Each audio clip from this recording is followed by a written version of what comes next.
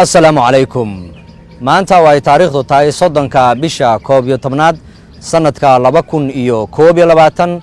waxa uu madaxweynaha jamhuuriyadda federaalka Soomaaliya mudane Maxamed Cabdullaahi Farmaajo oo socdaal shaqo ku jooga dalkan Qatar oo kulan la qaatay amiirka dawladda Qatar Sheikh Tamim bin Hamad Al Thani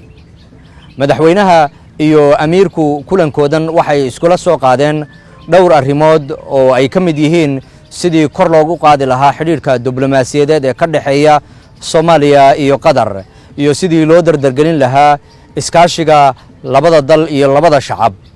madaxweynaha jamhuuriyaddu waxa uu amiirka uga mahadnaqay dawladda Qatar mashaariicda wax ku oolka ah ee ay ka fuliyeen dalkeena oo ay ugu horeeyaan mashaariicda wadooyinka isku xidhaya Muqdisho Afgooye Muqdisho Balcad iyo Jowhar kuwaas oo run ahaantii aad iyo aad u dhiiri gelinaya dawladnimada Soomaaliya waxa sidoo kale ay dawladda Qatar ka fulisay mashaariic wax ku ool leh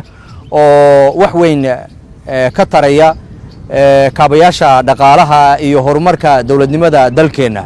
amiirka dawladda Qatar dhankiisa waxa uu uga mahad celiyay madaxweynaha jamhuuriyadda in uu ka soo qayb galay waqtigan oo laga furayo dalkan Qatar ciyaaraha koobka kubadda cagta ee Carabta oo maanta uu ka furmi doona dalkan Qatar waxa sidoo kale oo amiirku uu dawladda iyo shacabka Soomaaliyeed ba ku bogaadiyay sida ay isugu duuban yihiin ugana shaqeynayaan horumarka dalkooda madaxweynaha jamhuuriyadda waxa kulankan ku weheliyay wasiiro ka tirsan xukuumadda federaalka Soomaaliya oo ay ugu horeeyaan wasiirka arrimaha dibadda iyo iskaashiga caalamiga mudane Cabdisaciid Muuse Cali iyo wasiirka ciyaaraha iyo dhalinyarada mudane Xamza Saciid Xamza iyo safiirkeena inoo fadhiya dalkan Qatar danjire Cabdirasaaq Faarax Ali Tano waad mahadsantihiin